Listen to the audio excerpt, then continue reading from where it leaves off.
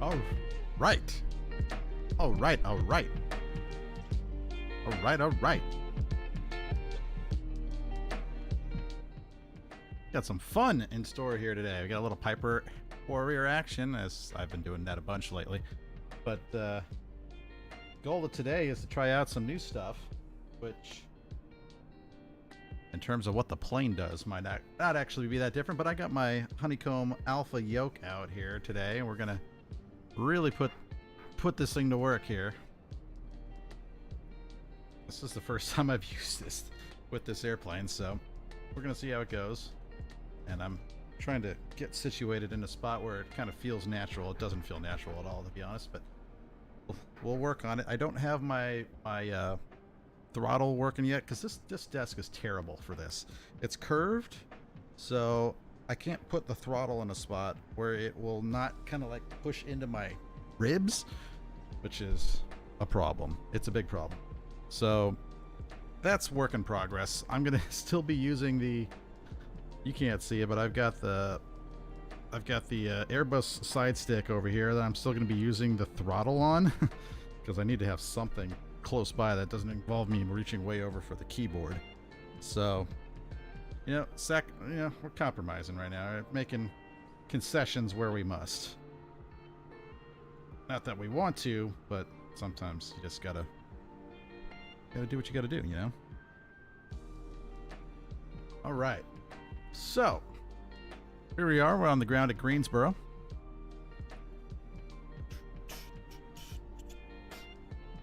And so here's one of the new features as well. Oh.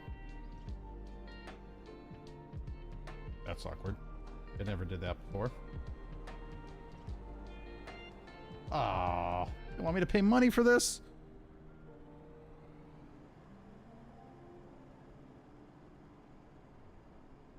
Let me see if I can fix this, Boom. Alright, let's see if it works now. No. Okay. I guess I gotta pay money for this. How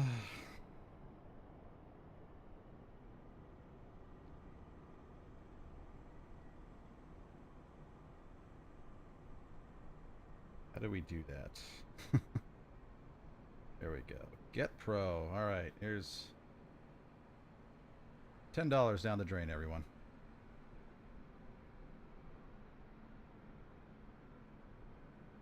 You just saw me spend $10 live on stream. You're not going to get that anywhere else. Nowhere else will you get that kind of content. All right. You're all set. All right. Now...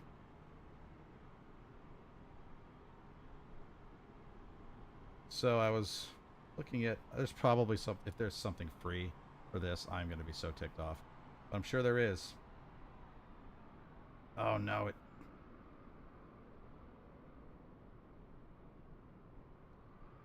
I don't want you. There we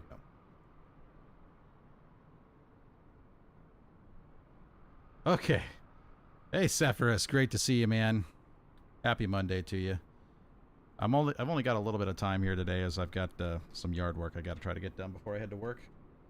But this is the new feature that I wanted to tell you about. There it is. The iPad. It's being recorded. So let's see. You can see all the stuff that I'm doing here. It's a little bit delayed, and for that I apologize.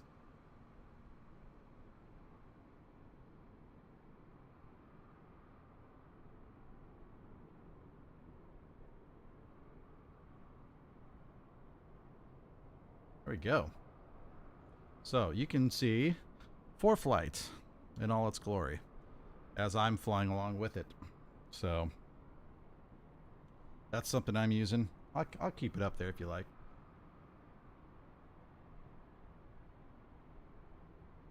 So actually today, the heck's the call sign of this thing?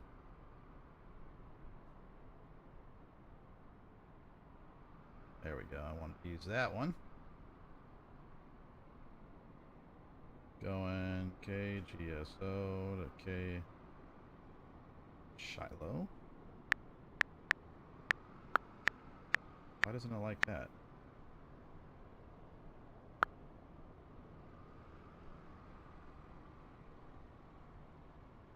Oh, there's a note. There's alert notes. Alright, so we got a really simple flight plan in store today. Really simple stuff. Let's bring the sectional back. In fact, I don't even need that. There we go. We can just use the old satellite map.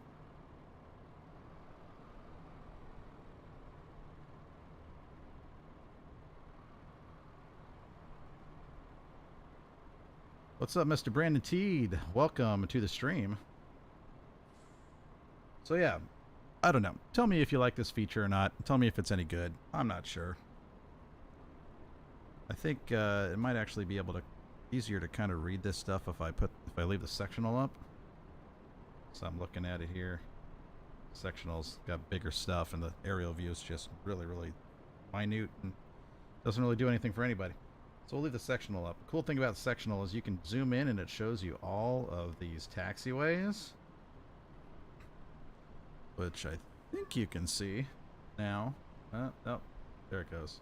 Wow, it is so delayed. I'm sorry about that, guys. I wish there was something I could do to fix that. Anyway.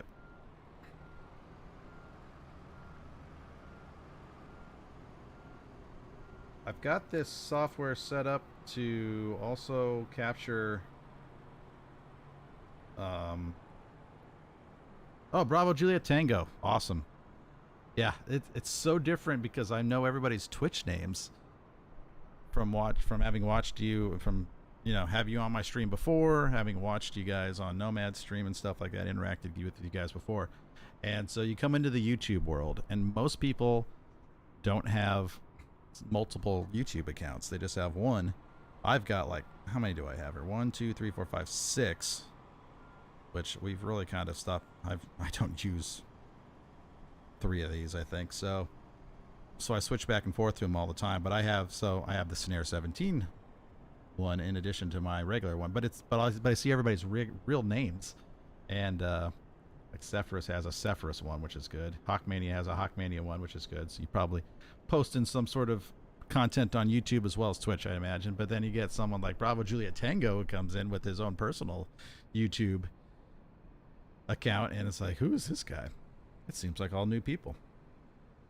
But anyway, I appreciate everybody being here, and so I'm gonna try to get this thing going here. We're gonna get a little action. I've got the 4-flight up, but it's gonna take a while till I can really, I think, make the content really worthwhile. But you'll see what I'm doing. You'll see kind of the process of what real pilots. This is just sort of like a real pilot toy. Let's see if I can get some Atlanta traffic. Is there anybody on Atlanta on VATSIM? That's the question.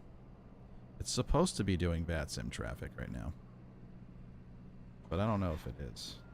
I think it has to be within like 30 miles of me or something like that, doesn't it? So let's go back up here. See if I can find any traffic at all. No. Well, maybe in the future, when we go to busier places, there shall be traffic.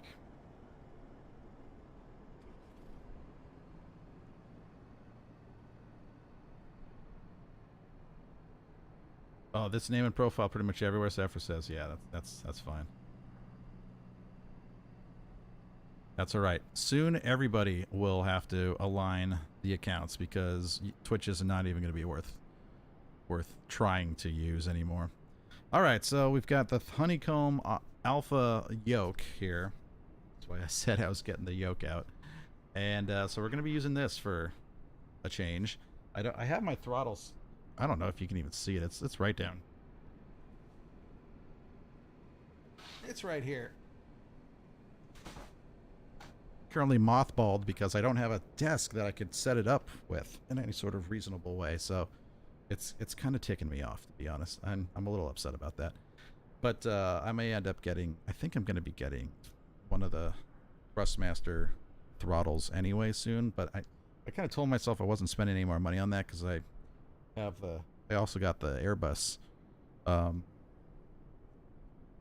attachments for that. Here it is, right here. In fact, they're not the highest. They're not the fanciest looking things ever. I mean, Airbus handles rarely are. So it's just a bunch of handles here with little things. This actually comes off, which is kind of interesting. But yeah, because the Airbus doesn't actually have a toga. 320 doesn't have a little red toga button like that. So yeah, I've got those. This is the official Honeycomb ones. Comes with a gear handle and a what's it called, a spoiler handle as well. What's happening to Twitch? So Twitch has been losing money for a long time, since before Amazon bought it and since Amazon bought it. So Twitch has a problem of they're trying to bleed more money out of the users, the subscribers, the people who pay money to the viewers, and they have kind of sneakily, backhandedly, in an unexpected and previously unannounced way, decided that they were going to take a bigger chunk out of streamers'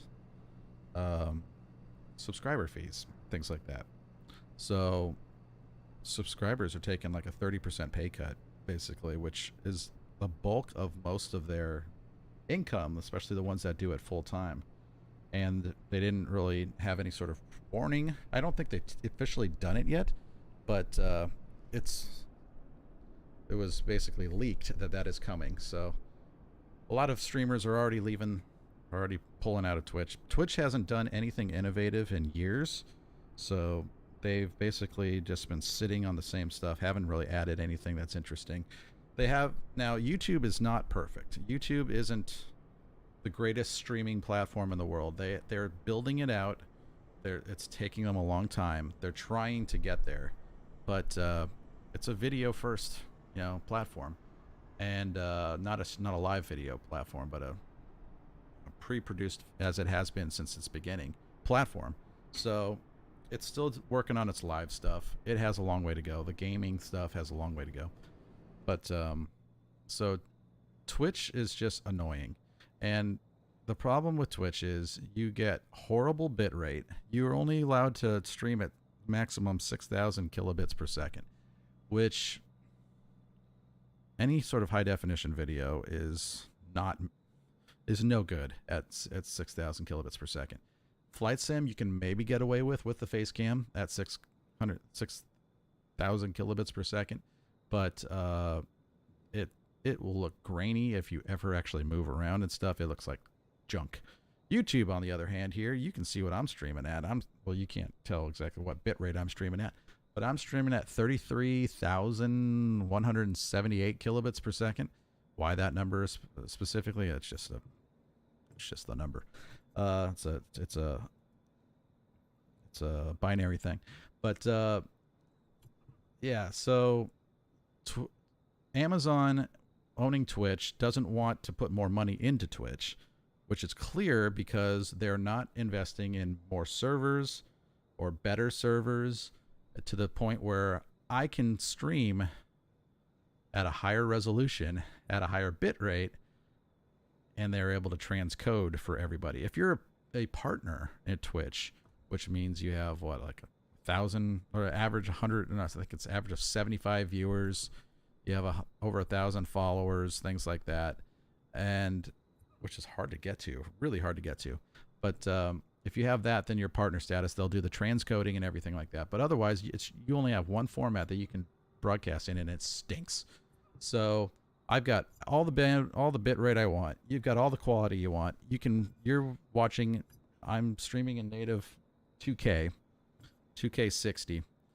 frames per second, and you can watch it in 2K 60. You can watch it in 1080. You can watch it in 720. You can watch it in all those other different things and change it, and you get amazing quality. So I agree. So what Zephyr's just said, if YouTube could make streaming a bit more friendly to building a community, they would destroy Twitch so fast. That's why I keep Twitch alive at the moment, I think. Absolutely. I completely 100% agree with that. YouTube could do like 2 things today and Twitch would be gone, like almost instantaneously. And that is adding gifted subs. And I think, well, they just started raids. Raids are pretty cool. It needs work. I think raids are a really good feature to have as well, and things like that. So if they could basically do all the things that Twitch does, but have better video on top of that, and the fact that it automatically stores all of your videos forever. It's not like a 14-day thing or whatever like Twitch does. It stores them forever because that's what YouTube is. And it just makes, I mean, the thing that everybody's been saying for a long time, that if you want to grow your Twitch channel, you have to post stuff on YouTube. You have to make YouTube videos that also reference your Twitch channel. So you don't have to do that on YouTube because it's already there. But you should still make YouTube videos if you want to grow. And oh, I'm streaming at blah, blah, blah, blah, blah.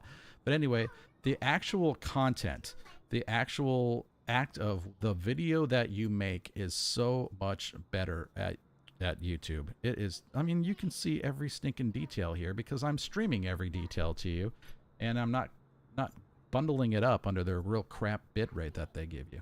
So yeah, raids are a big deal. They just started doing that. I hear it's a little buggy. I'm not big enough to even get raided, but yeah. So there's some things that I think they have to implement. There has to be a little bit more interactivity, I think, with chat. But the super chats thing is super popular. People, I mean, there's plenty of live stuff that I watch on YouTube all the time. It's not usually gaming oriented though. I watch Dr. Disrespect on YouTube all the time, and it's just different. It's a little different than Twitch. I think it's a little more grown up, which I like as well. I think Twitch can be kind of infantile and juvenile with a lot of the stupid flashy bits and stuff like that. That's not really my style, so that's why you don't see like the banner thing at the top and all that kind of stuff.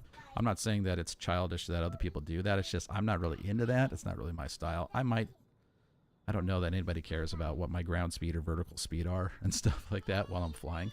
So that's not something that I've really implemented yet. Maybe I'll get there. But there's interactivity. There needs to be interactivity in the chat. And I've got the Stream Elements bot running the chat room. You guys don't see it because I don't have anything set up with it, but it can do a lot of the same things that Twitch does. So the Twitch bots do too. It's almost the same stuff.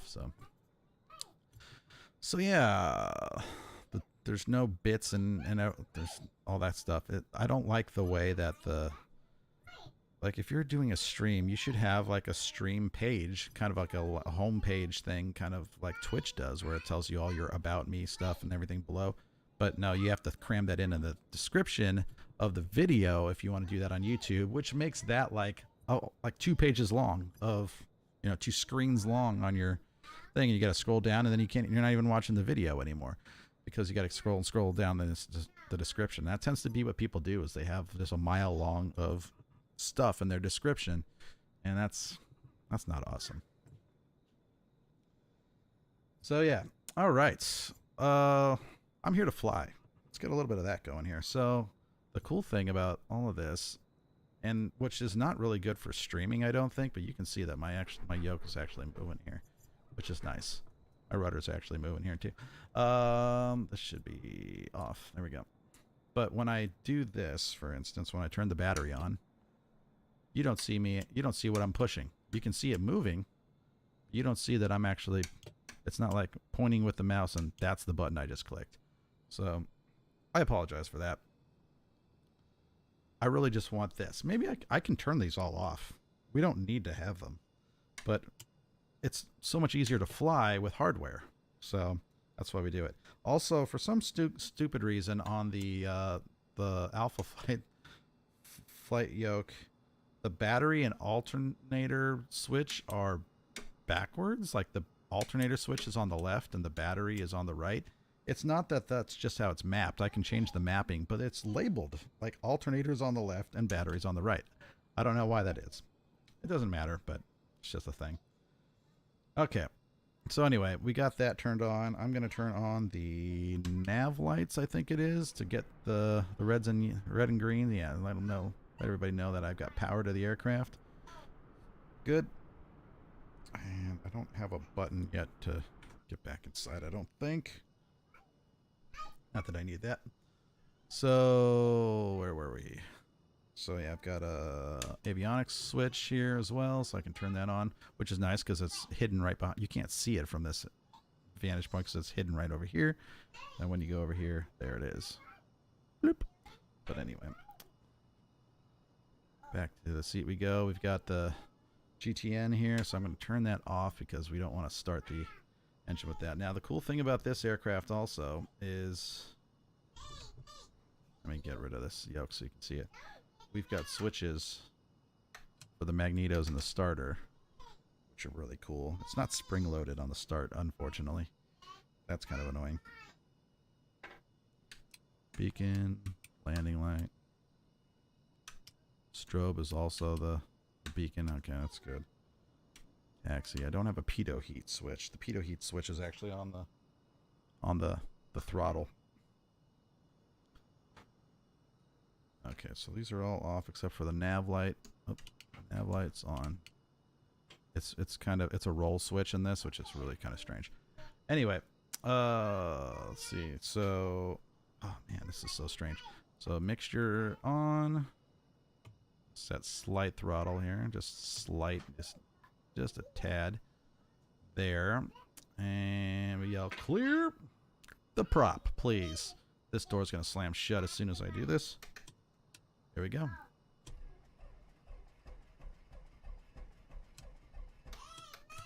All right, I always do this. I make this stupid rookie mistake, and I just did this. Okay, I didn't have the fuel on. Here we go. Try it again. There we go. Got it to turn over. That's a relief. Alright, so we'll turn the alternator on and get a little more power. The annunciator goes off. Very nice. And we should see the amps. Yeah, when the alternator's off, there's 0 amps. The alternator goes on. All of a sudden, we got some amps. Okay. So, turn the avionics master on, and the amps go flying because these things take some power. I'm going to remove the chocks because those don't need to be there. There we go. Chocks are removed. Yeah, chocks are gone. So I'm going to move that bus. Oh, this is going to take longer than I thought. Anyway. 1200 is selected. We get in here. The radios are set up for Unicom. 1200 is on. We're altitude reporting already. I actually already did a flight in this earlier. That's why these things are kind of already set up. We got Greensboro to Shiloh selected. We're going to go to Shiloh, I think, to do the pattern work because I like that place. Alright, so altimeter set local. Low voltage goes on. This low voltage light will illuminate if you keep the, because it's not producing a ton of voltage because the RPMs are below 1400. So if you do that for a long period of time, that light's going to go on. That's not of a huge concern to us currently. Oh, I'm surprised the door didn't close. Anyway, we're closing the door. Watch what'll happen when we power up for the taxi here. All right, so release the brakes. Greensboro traffic. Snare 17, Piper Warrior taxiing from the signature FBO to runway 5 left for departure. Greensboro traffic. All right, push the button work. Push the talk button works. The rudder's a little hard to, it's kind of far, so we have to work with that in the future. All right, wind 040 at 11, visibility 10, few clouds 5,000, temperature 132.3, altimeter 3021. Let's check to make sure that the altimeter signifies that. A little extra there, good. Here we go. This airplane is quick. She likes to taxi fast. So I am constantly using the toe brakes to kind of slow it down. Looking left. Looking right. We're good. Oh, you're taxiing with the door open. Oh my goodness. So that's how we do things in GA. Yeah, this is probably one of the nicer Cherokee type of cockpits you're going to see in terms of how clean it is. What I would like to see is this being an option to put G5s in here, Garmin G5s, because those things are amazing, and it actually makes the transition from flying an airliner in flight sim to flying a prop a lot smoother. Because all of a sudden you've got your speed tape and your altitude tape next to your artificial horizon. You've got heading indicator, you've got your localizer, your turn coordinator, all that stuff built into one little gauge. And the G5 itself in real life is an amazing little piece of equipment. It can command your autopilot by itself. So if you lose your GTN dies on you, your G5 can command your autopilot, because you can set heading bugs and stuff like that. And then so not only that, it can be an HSI as well. So you get a lot of airplanes that have two of them, where they have the standard I don't know, main flight display, I guess, again, like a PFD type of thing up here, and then you get your HSI, which has more than just your compass on it. It also shows you things like the localizer bars and stuff like that. Whether you're joining all of that, it puts the heading bugs in, obviously, but it has like distance remaining to your fix and stuff like that. Stuff that if you're used to flying like Airbuses and Boeings and stuff, then you're going to see that a lot more. So it's very similar. And so in real world, if you're into general aviation flying, you're always worried about, what are my backup systems? And especially in a single engine aircraft like a Cherokee, where if that engine dies, you're screwed, or your alternator dies, is another thing. Like a lot of aircraft, especially IFR aircraft, will have two alternators now. That's a big thing to have, like a backup alternator. It's probably not as strong as the primary, but it's enough to power like your avionics, like basic avionics and stuff like that. So the G5 has a battery backup, and it's good for like 90 minutes. Each of them so every one of them has its own rechargeable battery on it that can last up to 90 minutes. So you're able to still get all the data that it has for 90 minutes, which is amazing. So it won't die on you. That's a big deal. That's a big damn deal. Because losing power happens more often than losing engines, I think, in airplanes, because the electronics behind these panels is a nightmare. Watch some YouTube videos on what the avionics and the wiring and avionics is in aircraft, and man, it's nuts. By the way, we're taxiing into the wind is coming from our right now, so get a little bit of right aileron in there to kind of help keep the airplane from getting too much lift on one side, because it does produce lift with the wind, so it helps your taxiing a little bit. Probably go a little bit more, in fact. There we go.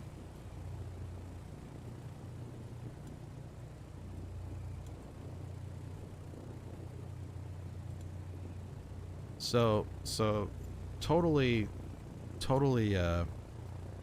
good comment there, by the way, about progressing towards GA. So the thing that I think Microsoft Flight Simulator 2020 obviously makes GA flying like possible. I don't think it's been nearly as possible to this level before, because of just how visual the simulator is. I mean, you can get like X-Plane, you can spend tons of time putting ortho scenery in, but the lighting stinks, and there's still the trees and all that stuff. All the scenery is built, the autogen scenery and stuff like that's built into it. It's one thing having ortho photos, but having the rest of the scenery, the 3D objects, like matching what is in real life as well, is such a huge difference. It's a game changer. And the visuals, like I said, the lighting, the clouds, all that kind of stuff, the atmospherics are so much better in this. And yeah, they might not be 100%, like the weather system might not be 100% accurate. It might still have some things that needs to get worked out, and it certainly does. But it's a game changer for flight simming. And so you take your average, your average young flight simmer, and you say, oh well, I want a high quality experience, but I want something that if I were going to really start flying a plane, might be similar to what I would do for, like, for instance, flying a Cessna Skyhawk or a Piper Cherokee or something of the like. I'm gonna close this because this is gonna get not only loud, but this door is gonna get slammed shut anyway when I do the run up here. But so all of a sudden, the simulator has the engine to support VFR flight, or small GA flight now, especially VFR, and that's where everybody would start in real life. So you get to do the things that you would really do in real life. So let's do a flight control check here, just make sure everything's free and clear. The Bravo quadrant's certainly free and clear. The rudders were working real well, and the brakes worked as well. I didn't do a brake test. That's my fault. All right, let's increase the throttle to 2,000 RPM. And then you get some, like, somewhat high quality aircraft like the Piper Warrior that we're in right now. And it's like, dude, this game is great for this stuff. And the content is a lot better because I'm not going to be spending a whole lot of time at cruise just looking at nothing. And I'm not interesting enough really to keep people entertained all that well. Let's do a mag check here. Everything is looking in the green so far, so check our oil temperatures in the green bars. That's good. Fuel pressure is in the green bars, and the oil pressure is in the green bars. Got a lot of fuel that we have to burn off the right side, so that's why we're on the right side. And we do a mag check. So I like to go to the right mag first. So I do a double click, 1, 2. Check for just a little bit of drop in RPM, which we got. We got 2 back. And then make sure it comes back off as soon as you go back to both. Then go down to just the left mag only. If there's a little bit of a drop, that's a good thing. That means it's working right. And then we go back to both, and it's back up again. So we're just checking to make sure that both of the magnetos are firing properly. So now we do the carb heat test. As soon as we put the carburetor heat on, there should be a small drop in RPM, which there was a very, very small one, which is good. All right, and we turn that off. Now we're also looking for the suction. There should be kind of near 5, and that's exactly where it is right now, pointing. We got amps, lots and lots of amps firing right now. And as we do the magneto test, you notice there's no difference in amperage. The alternator works on just one magneto just fine. And so when I do something like this, should be on, by the way.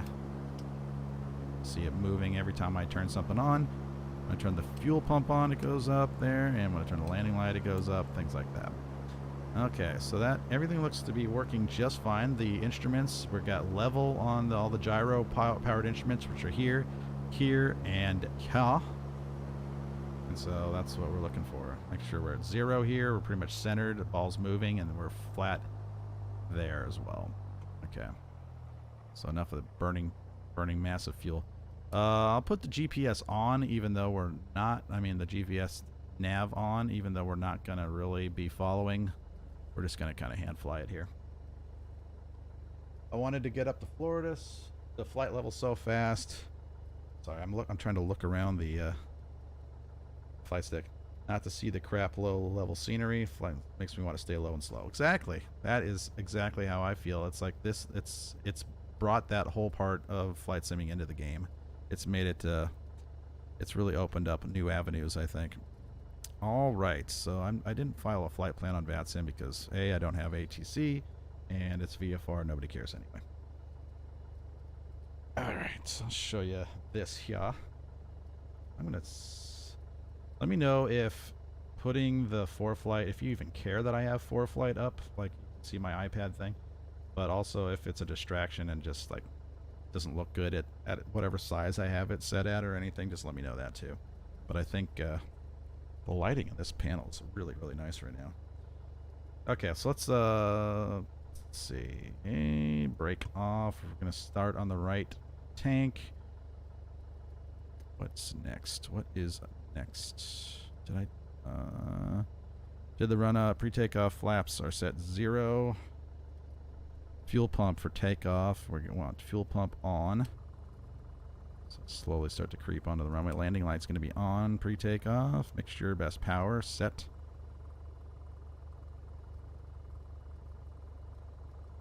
I gotta get this. I gotta get a real one of these. Carb heat we don't need right now. Pitot heat don't need right now. Transponder make sure it's already on. Squawk and altitude. You can see it's got the little R. It's pulsing. And doors and windows are closed and locked. Slash that. There we go. Closed and latched. Landing light is on. Strobes are on. All right, we're ready. Good without it? Okay. If I'm actually doing some navigation stuff, like it'll be, I think in flight it would be cool to look at on occasion. I think it beats the heck out of like using Navigraph charts and stuff, which I don't mind using, but I like it to be a little more realistic. I like, this is what I would use in this airplane. This is what I have used in this airplane, and the Skyhawks and stuff. So, for flight is the thing, and there's no in-sim simulation of that. All right, full power. Make sure we're over 2350 RPM. We're coming up to 25, so we've got good power. Everything here is stayed in the green. Holding center line. We're way over speed to pull back already. And up we go. Oh, wow, this is so cool. This is so much better with a yoke. Already I can tell. I am trimming also while I'm doing this. Oh, the trimming is great. Oh, this is a game changer. This is a game changer. Come on, I'm climbing out a little fast here. Should be right about 80 knots. All right, I'm gonna make a left-hand turn.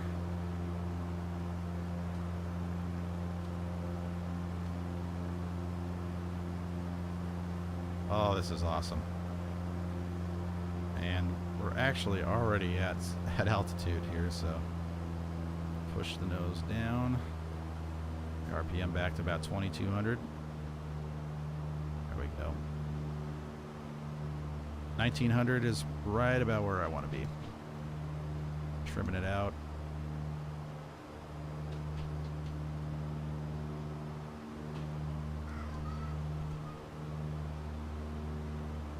Okay, I like that. I'll level off here. Nose is probably going to want to come up a little bit. Yep.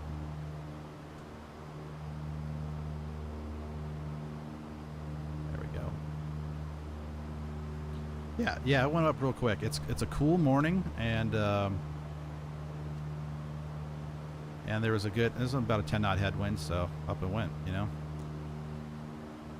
Something I've been noticing is it climbs ridiculously fast. 160 horsepower too, so it's got some power to it. All right, we're still climbing too much.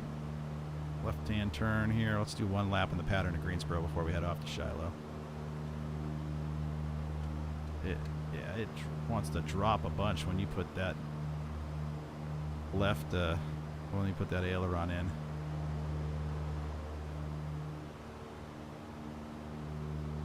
Alright, rolling out on runway heading here about. Airport should be right out there. There it is. I'm pretty wide for a downwind right now, so I'm not going to be in a huge hurry to start down, but what I am going to do is I'm going to cut back a little RPM here. Start holding that nose back. Creep to the left as I tend to do. Alright, so go back to 1700 RPM, 1750 right in there. Holding that nose back. Holding that nose up. Wait till we get out of the white arc here, and then we're going to start putting in our first notch of flaps. Come on, hold up, hold up, hold up. There we go. So we definitely got to put some nose up trim. Yeah, pitching for 75 knots. There we go.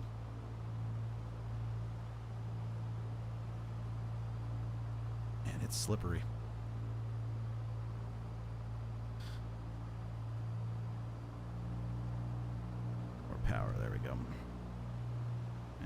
start our base turn. There's the pressure coming off. All right, now the trim's working. There we go.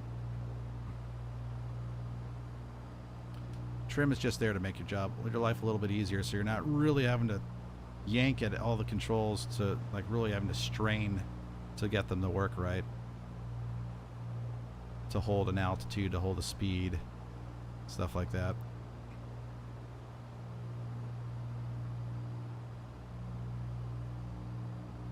Yeah, this is all about the habits. Like I said in Nomad Stream, it's all about practice makes perfect. And there's a lot of things that go on in a small airplane like this. Holy jeez, we're way low. Little power, little power, little power.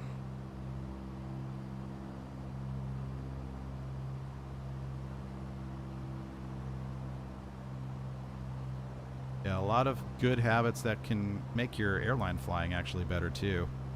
That can be learned inside of a Piper Cherokee or a Skyhawk or what have you. Yeah, so you really want to, like, I should just be able to fly this whole thing with fingertips on the yoke, which I more or less am right now. I didn't slow down to flaps 2 speed yet because we're pretty far away. I got up and out so fast that it kind of throws my timing off. When you climb too fast and you're still like not even halfway down the runway and you're already making your crosswind turn, and that takes a little getting used to.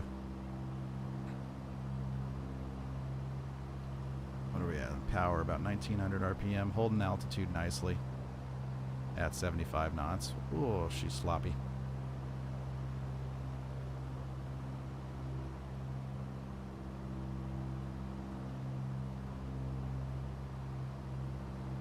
Okay, we're gonna go to flaps 2.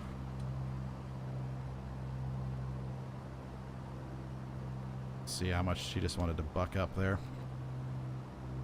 Okay, so we're looking to stay right at about 65 knots. In fact, that's the power that's kind of killing this whole thing here. All right, so let's go way down on power.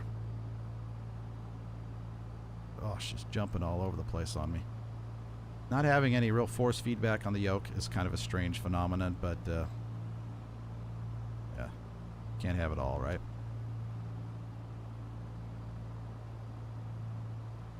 It's a weird misaligned runway thing going on here too.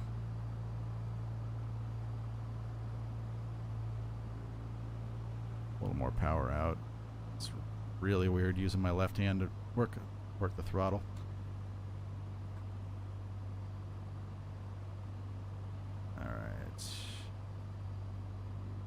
Let's go full flaps now. It is going to want to hover like crazy. There it goes. All right. Got speed for days. Speed for days. All right. Let it come on down. Come on down. A little flare, and a float. Wow, this flies so much more realistic with this yoke. All right. The inputs are just so much smoother. Hold it. Whoa, whoa. Still floating, still floating, still floating, still floating. Holding back, holding back, holding back. Still floating. Still floating. There we go. Wow, I was really able to hold that off a long time. It's really good practice to get to know just how long you can hold the aircraft off the ground, kind of in the ground effect. And I went basically more than halfway down the runway. And oh, look at that. We're pitched. I'm already trimmed, so it just comes right off the ground.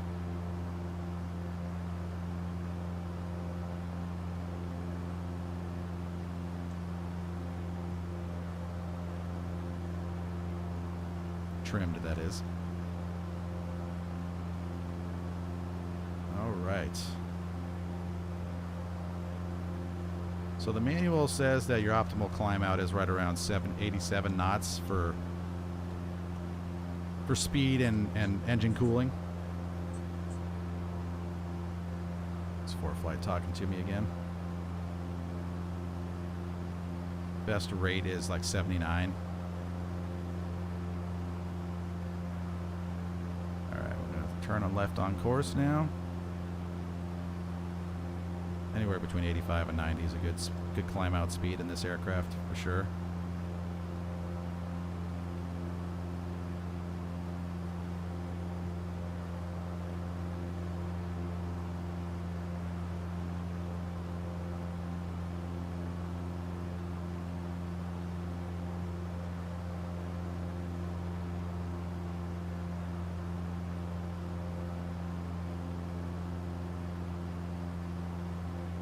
You'll see what I see here. It had the airport diagram up for a second. It is like 10 seconds behind. What is going on?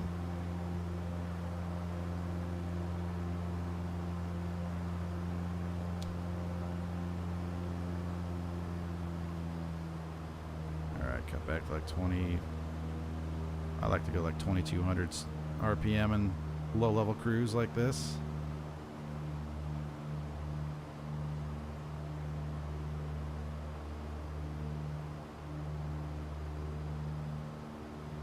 Something that you don't get on the PMS GTNs in Flight Sim are, that's actually what you're seeing on the ForeFlight right now, is the glide ring, the glide bubble. I guess is kind of right around here-ish. It's that little blue ring that you can see around the airplane. Here, I'll turn off the sectional so you can see it a little better. So I'm told that the TDS GTN 750s and 650s have it, because it is a Garmin thing too. But it's a super handy little ring to have, because you can tell kind of based off of what your best glide speed is, and you know what your current airspeed and altitude are. It'll tell you how far you can glide, and so you can figure out what airports or highway or whatever is within gliding distance should you lose an engine, and then you'll know kind of where you can make it to. It's a help in terms of in case of emergency, basically, which is really all it needs to be.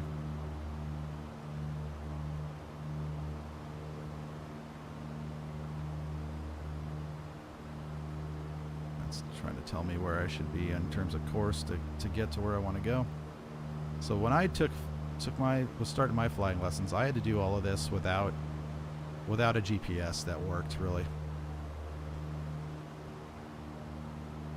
We had like a little Garmin, like a handheld one, I think it was like a 90 or something, 75 or something like that. It was black and white. It didn't really have anything that was usable in terms of navigating. It was really hard to draw like direct lines. I didn't really understand how it worked because I was used to using like 430, 530s. So, come on, trim down. There we go. I'll get this thing off the screen now. That's actually not a bad view, I don't think. Where it's sitting right there.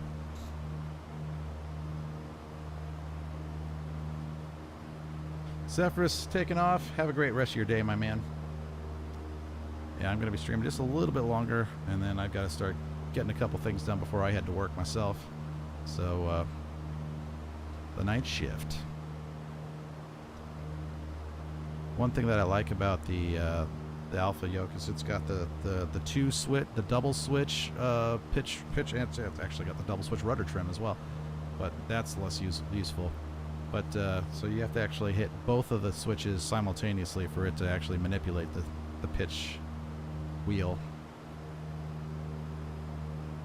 Not something you would normally find in a Piper Warrior, but if this is the only pitch input that I have, it's what I'm going to use. Because the wheel's actually down here. And that's really a pain in the butt. It's something that I would usually like reach down and start cranking without even looking at. So I might look at it real quick to just make sure I knew where it was. But after a while of flying these planes, you know where it is. You can just reach for it without even having to look at it. So to be able to trim the aircraft without looking down is a big it's a big help. But as I'm doing all this, I'm trying to get a good feel for how exactly the trim works in this aircraft. So I'm used to kind of flying along this road on my way up to Shiloh. This is Interstate 63, I think. 73. Yeah. 63, 68 kind of joins it right here. Yeah, that's correct. So we're up in Stokesdale, North Carolina right now. So yeah, that glide ring is pretty sweet.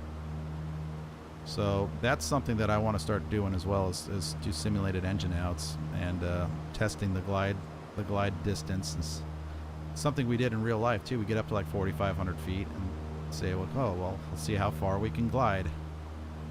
And you'd be surprised how far you can get how far you can glide at 4,500 feet. You can reach a lot of stuff.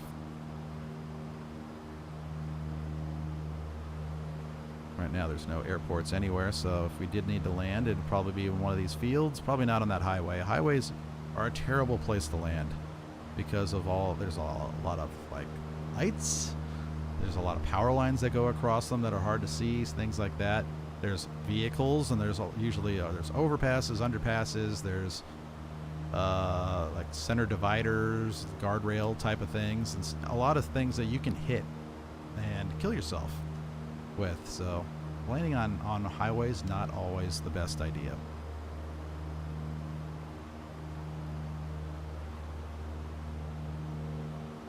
But they tend to be flatter than fields also. There's Blues Lake out there. Got the nice hills around Martinsville, Virginia, right up here. Martinsville Airport's like kind of right around here somewhere. It's a big speedway out there where a lot of NASCAR races are done. Kind of repeat, this is all sort of repeated content, as I've said these things pretty much every time I fly out here. All right, we need a little bit more pitch up. The sight line isn't quite right here. Go. That's something you memorize too when you fly these planes a lot, especially in real life. So you kind of always sitting in this. You get a feel for how high the horizon should be. Reference the nose of the airplane. Kind of the pitch angle that things are supposed to work at certain power settings, and you kind of get to memorize, like, oh, it looks like I look like I'm slow, or I'm not high enough, or something like that. So we would say it's like you put a fist above is where you want to be for level at cruise. So if I put my fist on the top of the glare shield, the glare panel here, it should be pretty much, the top of my fist should be level with the horizon, which it might be close to that right now. Pardon me.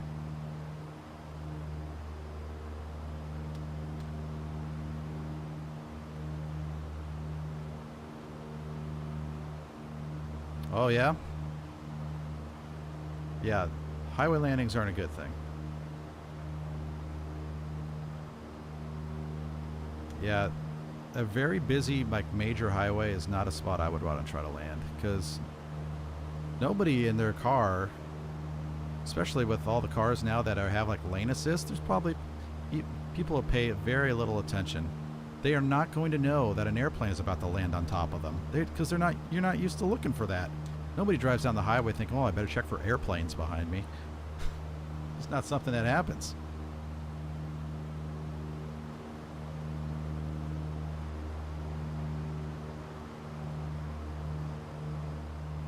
Looks like we got some cloud shadow over here. Is there a cloud or something? That's just difference in terrain. Yeah, differing terrain. Oh, sorry.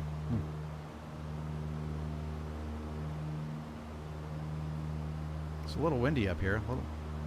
Having kind of a hard time staying level.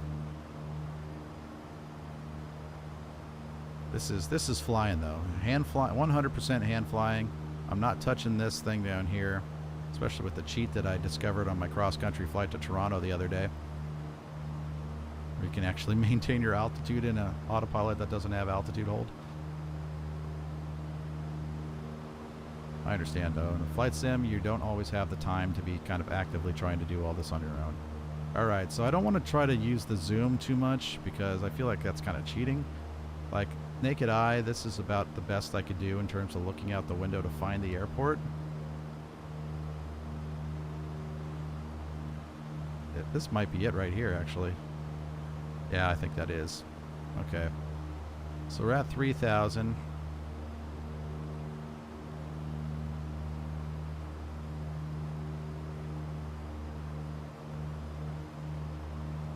Charlotte traffic. Snare 17 Piper Warrior, about 4 miles to the southwest, inbound to land. Charlotte traffic will remain in the pattern, actually. Okay. So, in lieu of having like an ASOS frequency that I can tune from the aircraft, I am going to, it's cheating, use the METAR here, which is all they use in the game anyway. No 1 minute weather. 030 at 8. Alright, so landing on 3-1 is kind of not really, guess where I should be. I guess that is the one I should be on. So,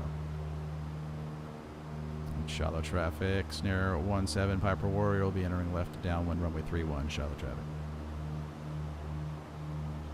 All right, so we're at a point where I can definitely reduce a speed. I'm going to try to cut the power back here at about 1750 again. Hold the nose back. Hold the nose up, that is. Let the speed die off here a little bit. Actually, right now, we're just fine doing a normal descent into the airport because we got to get down to pattern altitude, which at this particular airport,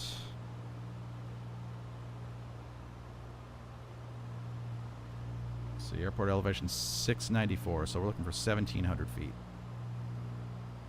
And I'm setting up to do a diagonal entry into the pattern, try to come in this way, so then get out there.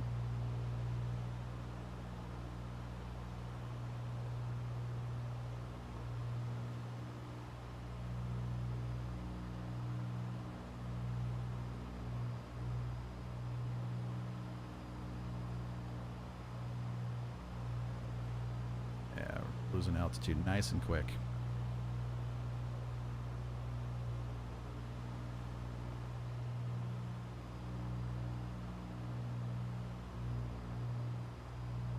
Actually holding the nose up, I really don't need to.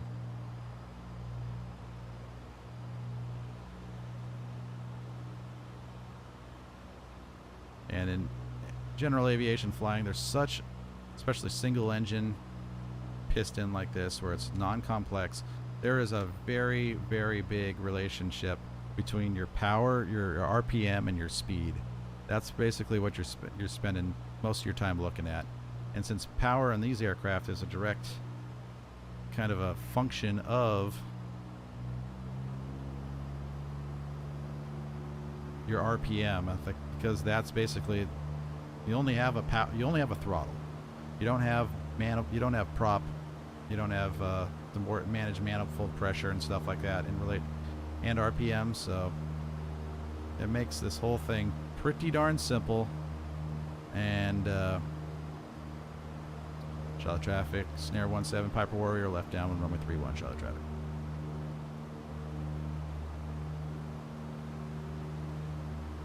So that's really what it's something you need to have in view at all times, basically. Alright, we are already abeam, so I'm going to try to do this quickly here. See, I can't see the RPM, so I don't know. When I'm pulling the throttle back, I don't know what I'm setting it to, unless I can see it. So I got to be back someplace where I can see it pretty well. Holding the nose back, holding the nose up, holding the nose up, and wide arc, and we go flaps 1. And now we're going to start trimming for pitching for 75 knots. And it's like right about there. And I'm going to start putting some serious trim in. So I try to, there we go. Hands off, holding 75 knots. That's what you're going for. Okay, we'll look back over our shoulder, make sure I'm on the right screen, and we are way past our turning point, so here we go.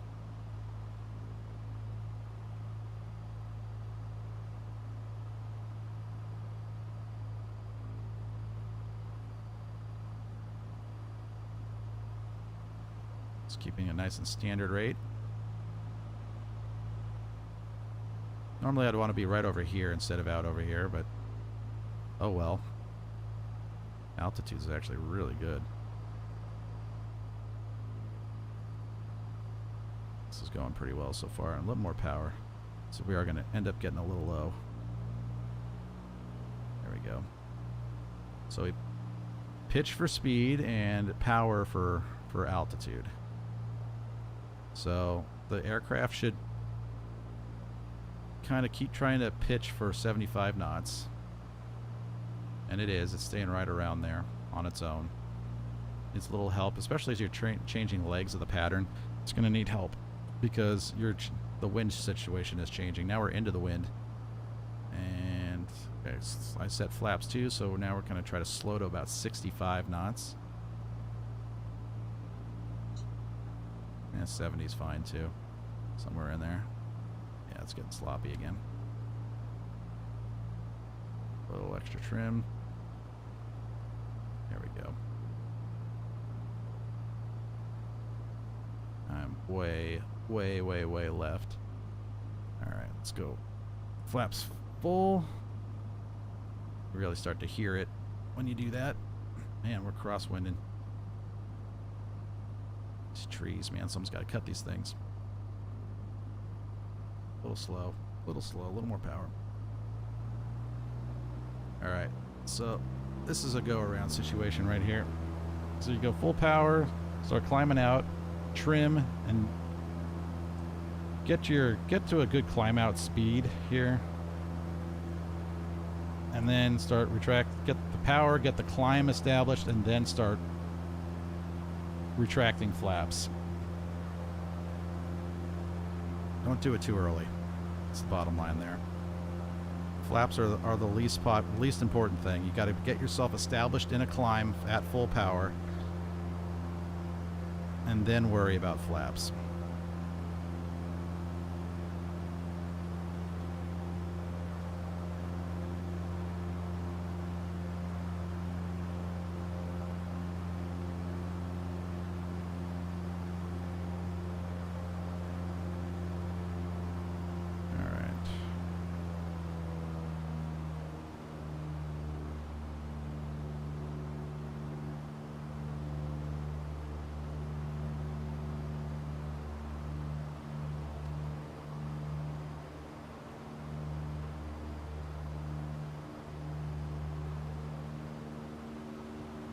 Right into the downwind here.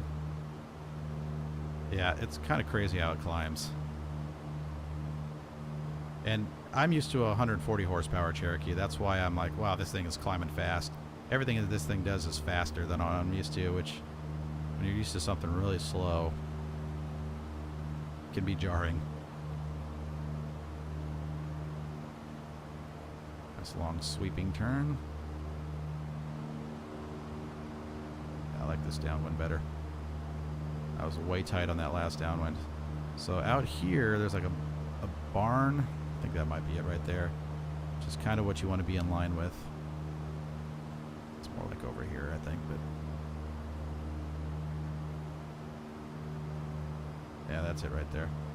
It's kind of what you want to be over in the downwind. That's another reason I came here to do this, and didn't do it at Greensboro's. I'm more used to the sight lines in Shiloh than I am in Greensboro, because we did most of our practice. We flew over here to do most of the practice. All right, we're a beam, so we're going to reduce the 1700. Hold the nose up, up, up. Hold it, hold it, hold it, hold it.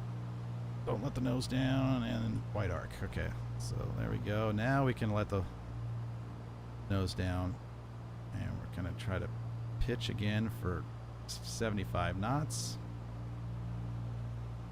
Come on.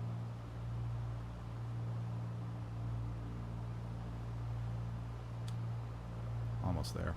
Almost there. Almost there. Whew. Okay. That's a little much. That was a little too much. Just want to do it so you don't have to just hold the thing back the whole time. You're just making small adjustments. Alright, I'm cutting the corner again. Alright, turning the left base. Right inside of this little river, which is perfect. A little on the high side, but speed is good. If anything, I could be nose up a little bit more. That's not me doing it, that's the wind.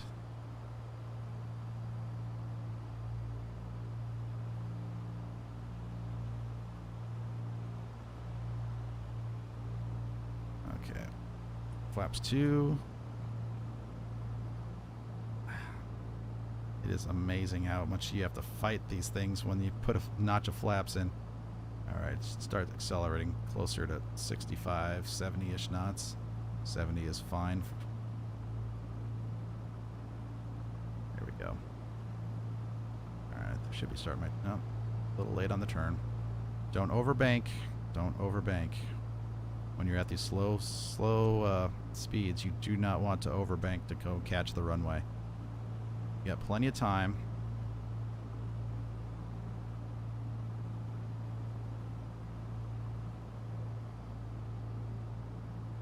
A little more nose down to keep the speed up a little bit more.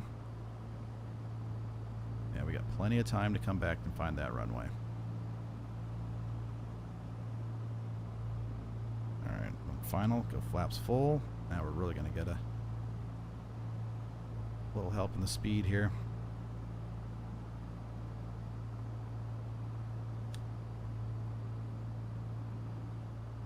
This is looking much better.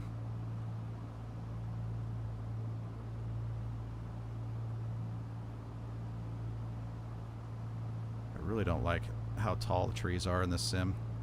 Here's the crosswind. Landing right-handed is not comfortable.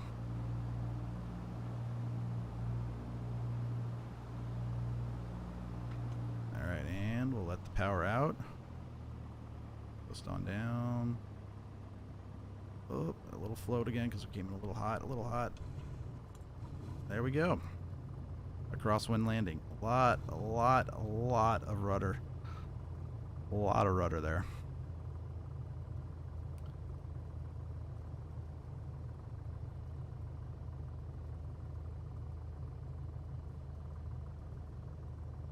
And I'm not even using any brake yet.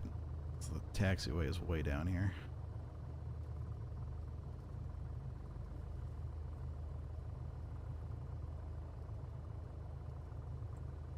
Alright, we'll hop off at Alpha. Yeah, gosh. Crosswind is crazy.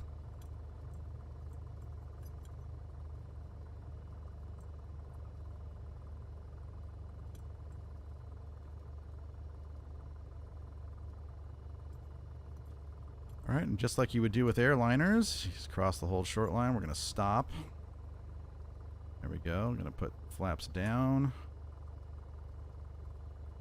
Landing lights, fuel pump off. Shallow traffic, snare 17, Piper Warrior off, runway 31, shallow traffic.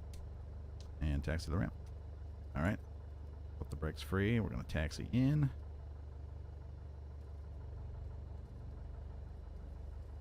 Right here to the FBO. Self-serve's over there. Do we need fuel? I should have been switching tanks that whole time, but actually, still, I think we're in a good spot still. All right, these guys want to just block my parking spots, so.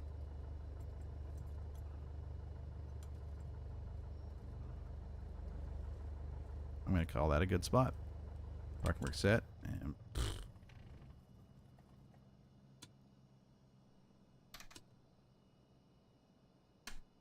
all right. So that is how we do that.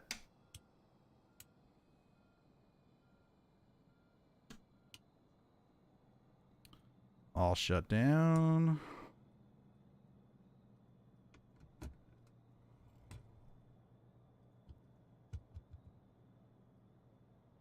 Yeah, that wasn't the best crosswind landing ever, but it's kind of fun to get some reps in at that, because that's something you don't get a whole lot of. Especially flying airliners where you're just flying a flight director the whole time. This time you got your eyes out the window, you're having to work the rudder at the same time. It's difficult, and these planes are so input sensitive, but not sensitive. They're so input heavy on final. These little tiny planes with go super low speeds, a little bit of wind pressure difference, a little bit air pressure difference, a little bit of wind gust really affects the way the airplane flies. So you have to do a lot of manipulating of the inputs when you're on final at low speeds, because the planes just want to bounce all over the place. So it's cool to be able to, now when you're using a flight stick, you're not really, it doesn't feel like you're moving it a whole lot, because a little goes a long way. But this thing, you're really having to fight it just like you would in the real plane. So that's a lot of fun too. So I'm pretty excited about how this all went.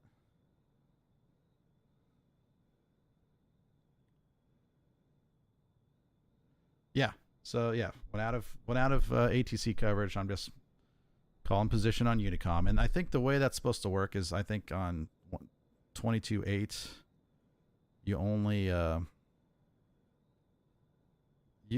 the range of it is only so many miles anyway, which is kind of a lot like a Unicom. So, but anybody that's like probably at Greensboro or Charlotte even can hear me. Everybody has the same Unicom frequency, which is not the same as it is in the real world. There's a few different Unicom frequencies that are common, and so but going into Shiloh, I'll hear guys calling inbounds to other airports that are around the area too, because within a certain range, there's a few airports that'll also have that same Unicom, and you'll be able to talk and hear them. Not that you should be talking to them, but they'll be making calls at their airport. You'll be making calls at your airport. So it's very real. It's kind of more realistic in VATSIM when you hear people calling for multiple airports on the same frequency is what happens in the real world. So yeah, no ATC coverage. You're announcing your position constantly, especially when you're getting close to an airport. Like approaching an airport, you want to know where everybody else is, because and they want to know where you are, because you're entering different legs of the pattern. You're doing different things. They want to know when you're on the runway, off the runway, things like that, so they can time all their stuff, because you're basically kind of what's the word? Kind of negotiating a traffic flow into an airport with other people. You're not really, and so based off of where they are, that's why you make your decisions. Like if you're holding short of a runway to depart, you're saying, well, so-and-so is on a 7-mile final. That's enough for me to get up and out. And you might even talk back and forth and kind of say, well, I'll set up for this. You do this. And then, that's how you get in and out of these airports. And they're not that busy. So it's, in theory, supposed to work. All right. Well, thanks a lot for watching, man. It was good to see you and good to have you here on the stream. I hope you enjoyed it. And if anybody else is still lingering around, thanks for being here as well. Just a little bit of VFR flying today, and going to try to get a few more reps in, and especially with the flight yuck, I gotta get practice. It felt a lot more like flying the actual airplane when I had this yoke in front of me than that side stick. So I'm pretty excited about that. If I can get the throttle with the mixture and everything set up, oh man, it'll just be so much more comfortable. But the flaps is something I'm worried about, because it's got like a Skyhawk flap lever, which is not at all what the flaps are in Piper Cherokee type things, because you can see it's this e-brake type thing, which is this 3-notch handle, and because there's no motor for it or anything, it's all 100% it's manual mechanical, and so,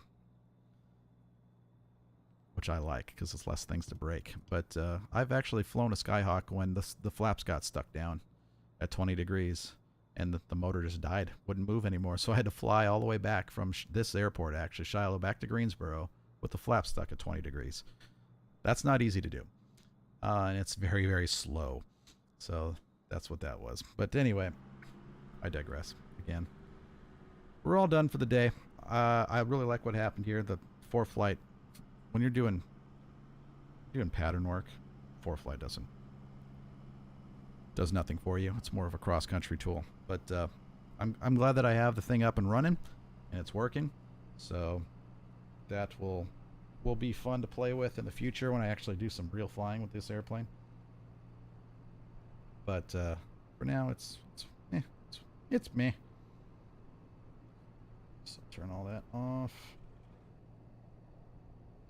but something I can bring up checklists on. I don't have to look at like a web browser for.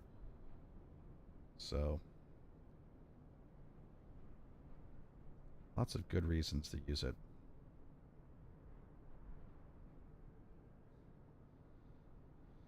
All right, well, it's time to sign off. I'm going to try to do a little bit of lawn mowing before I go to work later. So thanks so much for tuning in, and I will catch you guys all very soon.